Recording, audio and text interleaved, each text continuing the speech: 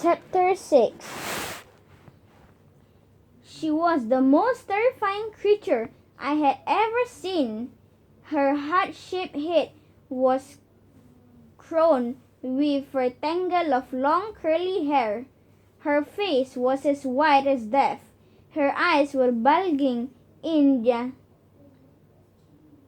sockets as though they wanted to pop out and roll along the floor. Her tongue dangled out of her mouth like a dead lizard, but it was her neck that scared me the most. Her white neck was skinny and scrawny like the neck of a chicken, and it disappeared into the tattered remains of an old-fashioned dress. But that wasn't the worst part. Her neck was long, at least 6 times longer than any other neck I'd seen before. It looked as though someone had stretched it really at it. She looked more like she had a pole supporting her head than a neck. She actually looked like one of those long-necked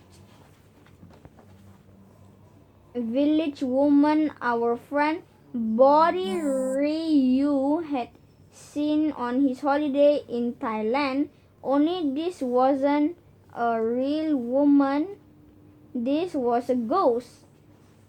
She stared across the room at us, her claw-like fingers gripping the sides of the cellar doorway, her tongue hanging from her lips. "I told you there was a ghost!" Herman screamed at Antonin.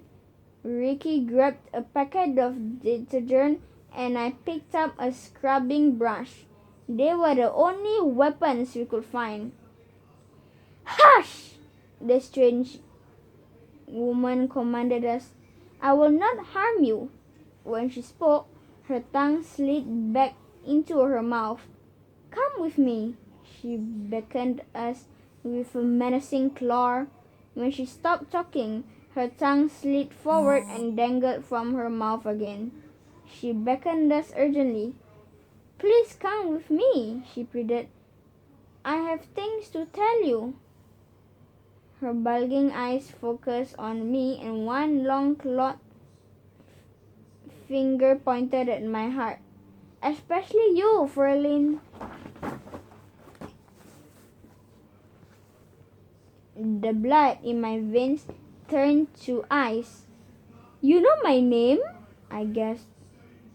Spasms of fear raised my arms and the back of my neck. "Why do you think I'm in your house?"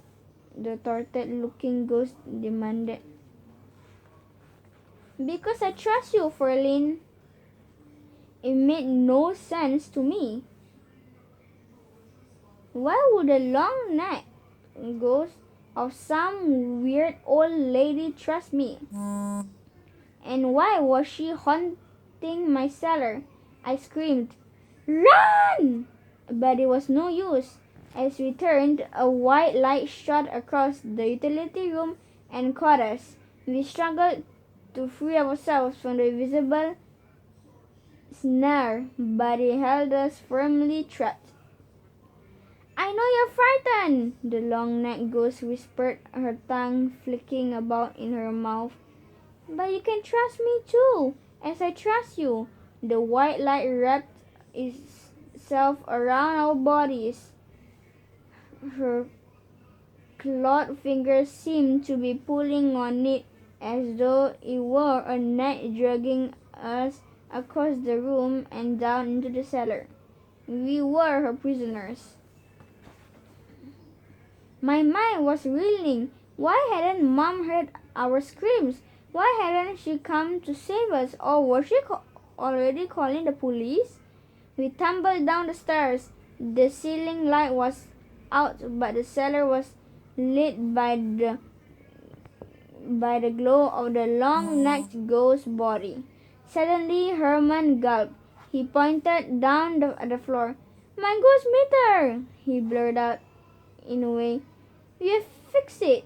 I could have killed him So there we were, trapped in the cellar with the ghost of a mad woman, and all he could think about was his stupid invention. But when I looked down, I saw he was right. The ghost meter was sitting on the floor in perfect condition. Its glass dome was no longer smashed. It looked brand new, and the wires were twitching